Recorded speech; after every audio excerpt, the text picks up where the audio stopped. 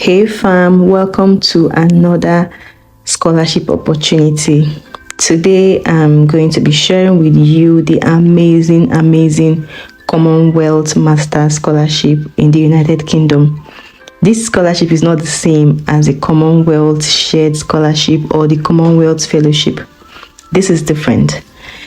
And this scholarship is so good that it covers your full tuition fee.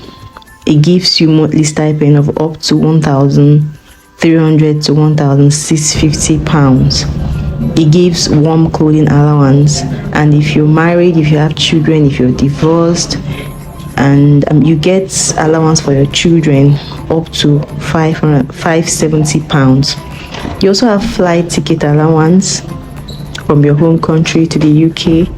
So in this video, I'll show you step by step what this.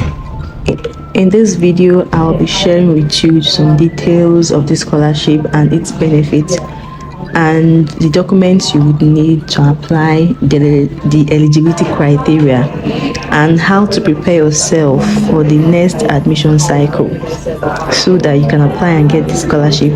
I know many people who have gotten the scholarship opportunity already and they are currently in the UK. It's something that is doable. So if this sounds good to you, do well to hit the like and subscribe button. This will help the algorithm show this video to more people, and it also helps me to research and put out more opportunities like this one. So moving on, I just want you to know that I know you're working hard, you're trying your best to achieve your dreams. It might be tough sometimes, but is it really worth it if you don't have any glorious story to tell? I think you know the answer to that statement or to that question. So I encourage you to keep holding on and keep doing your best, keep researching, keep applying yourself, and keep being committed. One single yes that you're going to get will make every no you've ever gotten very insignificant. And I'm rooting for you, and I wish you the best. Let's get into the video.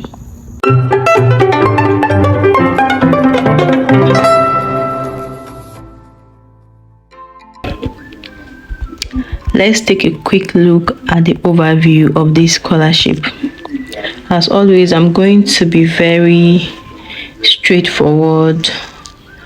It's going to be very demonstrative, and I'll try as much as I can to keep this very short and straightforward, yes, so that you can take the same exact steps I'm taking to apply for this scholarship. So this scholarship is an agency-nominated master's program. It means that an agency has to nominate you. I'm going to go into details about that in the course of this video, so stay with me so that you don't miss out on any important information that would help you. This scholarship is not the same as the Commonwealth Fellowship or the Commonwealth Shared Scholarship. This is Commonwealth Master Scholarship. Is different, so don't mix it up. Those are all different scholarships, but this one is a different one, okay? And it's offered to candidates from low and middle income countries to help them further their master's education in the United Kingdom. Let's quickly go through how to know if you're eligible for this scholarship, okay? So now I'm looking at the eligible countries. These are the list of eligible countries for this scholarship. Your country of origin must fall under this list, must be in this list. Is that the word? Your country must be amongst this list. Sometimes English is so hard for me, but I try. Do I qualify? The next one is applicant eligibility. Let's see your eligibility criteria for the applicants. Let us look at eligibility criteria for you that wants to apply for this scholarship. So for you to apply for this scholarship, you have to be a citizen of one of those countries that we just saw, or a refugee in one of those countries before you can be eligible for this scholarship, or be a British protected person. So you have to be residing permanently in that country. You have to be available to start your academic studies in the UK by September next year. By September next year, you must hold a first degree of at least upper second class honors or a lower second class degree and a relevant postgraduate qualification, which is usually a master's degree. What this simply means is that if by the time you graduate, let's say you have 2-1, which is good, and if you have second class lower degree, you must have an equivalent postgraduate qualification to back that up, which is usually like a master's that you must have done in your home country. So these are some of the things that you have to read about that makes you qualified for this scholarship. And one thing about this scholarship is that they offer support to disabled candidates. So if you are disabled or have any form of disability and you want to apply for this scholarship, you can click this link and find out the kinds of support that you can get from this scholarship as a disabled person. And there's no age limit for this scholarship application. I know there are some scholarships that have age limits and rules like that, but this one is not like that. Also, let me say that depending on the time you're watching this video, this scholarship is currently closed, but these videos come up on time so that you have enough time to prepare and put yourself and your documents together for the next application cycle. It's what I always say when I put out information like this. It's good you're finding out about it on time. It gives you ample time and opportunity to get everything that you need to get to apply for these scholarships. We are making progress. Moving on, I want to check the tenure and placements. In this section, you see different tips and some very vital information you need to know about this scholarship. Don't forget that I'll show you how to apply for this scholarship, how to fill the form, the steps to take to actually get this scholarship, because there are 3 steps to get this scholarship. There are 3 application steps, which is mandatory. So we're going to talk about that in the course of this video. So stay to the end of the video so that you don't miss out on any of those things. This scholarship is for 1-year third master's program only. It does not fund MBA degrees, so it's not for MBA candidates or prospective MBA candidates. It's strictly for masters, and the applicants must make clear in the application which qualification they're applying for. You have to indicate this. It's very important. We'll get to the application form and application steps later in this video, where we'll demonstrate all of that. So you are advised to list at least 3 universities and 3 courses that you think you are most appropriate for, which is something that you're really interested in. You have to choose at least 3 universities and 3 different programs that you're interested in order of preference. This is like first choice, second choice, third choice, and in each of these choices you're making, you'd have to explain why you're choosing each and every one of them.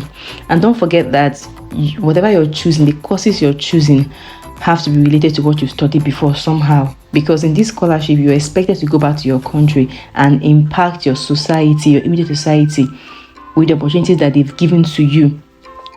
So being able to pick programs that align with what you've studied in the past, and all the programs are linked together one way or the other, so this makes it make sense that you are actually planning to go back to your country and impact your immediate society, because the knowledge you're getting here is only going to further enforce the things you already learned from school in the past. I don't know if this makes sense. So you must take the necessary steps to apply. Like I said, we are going to get to the application part of this video towards the end, so stay put with me so that you don't miss out on that. It's a must, it's mandatory that you follow the step that is stipulated. Anything other than that, you're not going to get this scholarship. They are very strict about that. So moving on, let's look at financial assistance. So these are some of the benefits of this scholarship. You get approved airfare from your country to the UK and return back to your country at the end of your program. They will pay your tuition fees. They will give you stipend, living allowance at the rate of £1,347 per month or £1,652 per month for those people who will be studying at universities in the London metropolitan areas. They will give you warm clothing allowance, study travel grants towards the cost of study related travels within the UK. So let's say you want to travel to another school or some other part of the UK to do some research or do something that is related to your program, they will pay for all of this. So if you have children or you're widowed or divorced or a single parent, your child has allowance. You get child allowance of up to £576.61 per month for the first child. That's great. And up to £143 per month for the second and third child under the age of 16. That's really great, guys. That's if your children are living with you at this time in the UK while you study. So like I said earlier, if you indicate that you are disabled in any way, a full assessment of all the things you would need would be made and how eligible you are for further support. That's really fantastic. So the benefits of this scholarship is really great, and I hope you're considering applying for this scholarship. If these things I've been saying so far sound interesting to you and you like them, please give this video a thumbs up. Don't forget to subscribe and turn on your notification button so that when I share opportunities like this in the future, you'll be amongst the first to get to know about it. It also encourages me to make more videos like this and also helps the algorithm to show this video to more people. Thank you. Looking at the selection process and criteria, it's very simple. The selection process and criteria is very simple. It says that the application will be considered according to the following selection criteria: academic merit, quality of research proposal, potential impact on development of the candidate's home country. So what this is trying to say is, depending on your result, what you already have with you, the programs you've done before, your degree, your qualification that you already have, then the quality of the research proposal, the course and the programs you're going for, and the feasibility of the impact is going to make to your home country, because they're trying to empower you to be able to empower your community in the long run. So that's very important. So applicants, so as you're applying, it's very important that you look at these criteria and understand them, and then as you apply, let your application be formed towards some of these things. In essence, it simply means as you apply for these scholarships, as you write your letter of motivation, as you choose your programs, let it be linked to something that you've done before, and you have to be able to tell them in your letter of motivation, you have to be able to tell them during your application process how you can use the knowledge you're about to acquire in the course of this master's program to empower your community when you go back to your country. It's very important, which is why it's really great to write very good letters of motivation. There are so many of those on YouTube and on Google. They would help you. Let's look at the supporting documents. Is this your husband's passport? These are the documents you would need for this application. So you have to submit a proof of citizenship or have a refugee status in an eligible Commonwealth country, a copy of a valid passport or national ID card showing all of your vital details. You need full transcript detailing all higher education qualifications, including to-date transcript for any courses currently being studied with certified translations if it's not in English. So if your transcripts are missing, they've said what you can do here. Read reference letters from at least 2 individuals in PDF format. It has to be signed and on institutional letterhead or an email clearly showing the sender's details. So the application will be considered ineligible if any of the required documentation is not included by the closing date. This is very important. It will be very great to get your documents ready before you start applying. So this is some of the things that you can send to the person that is going to write reference letters for you, or these are some of the things you can send to the individuals that would write reference letters for you. These are some of the points that they can capitalize on to write a very good and convincing reference letter for you. These things listed here. Another good news to note is that CSE does not charge application fee for you to apply to any of their scholarships or fellowships via the online application platform, which is good news. Some scholarships require you to pay application fee. This does not. So let us look at how to complete the application form.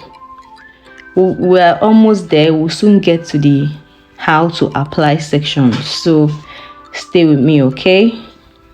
So in the application form, you'll be asked to list all your undergraduate and postgraduate university qualifications that you've obtained so far. So if you have publications and prizes you've won, you'll be asked to list all of that.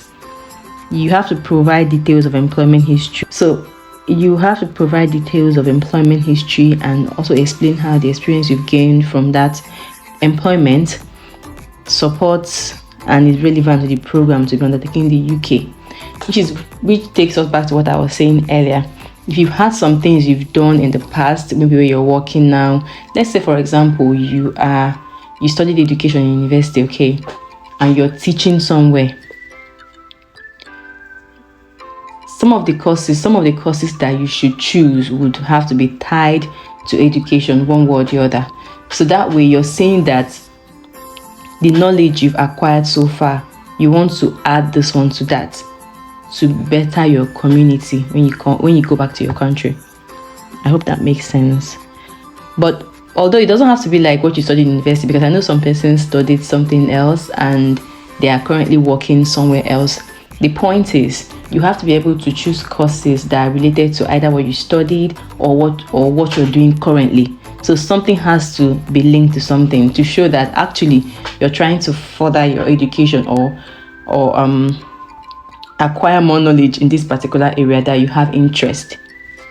In the first part of the application, you are going to be asked to explain how the proposed scholarship relates to development issues at the global, national and local level. This is not so tough. I hope it does not discourage you. It's quite straightforward. You just have to put your mind to do it and then you try. This is not difficult at all. You just have to put your mind to it and then you give it your best. You get the scholarship. I know many people who have the scholarship right now and they were sponsored by the Nigerian government, okay? Nigerian government nominated them. I'll get to the part where you'd have to be nominated by an agency. I think I said at the beginning of the video, you must be nominated by an agency to be able to get the scholarship. The second part of your application should explain how you intend to apply the new skills that you've acquired once the scholarship is over. That's what we've been talking about since. So these are some of the things that you have to read about, and it will help you when you're writing your letters and when you're applying for this scholarship. It's quite straightforward. You just have to understand what is being asked of you. And I hope that I hope that this helps you. And the comment section is always open for questions for where you are confused. Here are some of the general conditions. The Commonwealth Scholarship covers fees, approved fares, and personal maintenance. And then you are not permitted to work while you are undergoing this scholarship, of course, without their approval, without CSC's approval. And you're not even permitted to travel out of the country without getting CSC approval. Now, it might interest you to know that the CSC does not require any candidates to take an IELTS exam. You're not mandated to take this exam, but some specific programs, some specific courses would require you to have IELTS results. So you find out when you check out the course, a program. We'll get to that, and then you see what's required by that particular university in that course you're trying to apply for, and if you have the requirements. So everybody would be asked to submit a health and disability form before the award will be confirmed. There are a lot of information on this platform, on this particular interface. You have to go through them, read them. Please read every detail here. It's very important that you read all of those things. Let's quickly look at how to apply. You made it through. So how to apply to Commonwealth Masters Scholarship. The application for this scholarship is currently closed, but for you to apply for this scholarship, an agency must apply for you. There are some NGOs that apply for people, or rather, an agency must nominate you. There are agencies, there are some NGOs that nominate people, state governments, or individuals, country governments, federal governments. Some NGOs nominate people for this scholarship, but the most popular nomination channel is the federal government of your country. I'm going to show you, what it looks like if this application was open. But do well to prepare for next admission cycle. Get all your documents ready and be ready to apply. Because this application is currently closed, the information about how to apply is not very robust right now, but it might interest you to know that when this application eventually opens for next cycle, there are agencies like NGOs and charitable body nominees page. If you click on this page, it will take you to different agencies and different NGOs that nominate candidates for this scholarship. But the most common and frequently used means of nomination is by the federal government of your country. When this application is open, you will see advertisements to apply through those agencies, and then you would click on it and contact them and ask them and find out how you can apply through them for them to nominate you. Like I said, this thing is not difficult, honestly, and you just have to prepare yourself for it. Have it in mind that you're going to apply for this scholarship for the next cycle. I know many people that have gotten this scholarship, okay?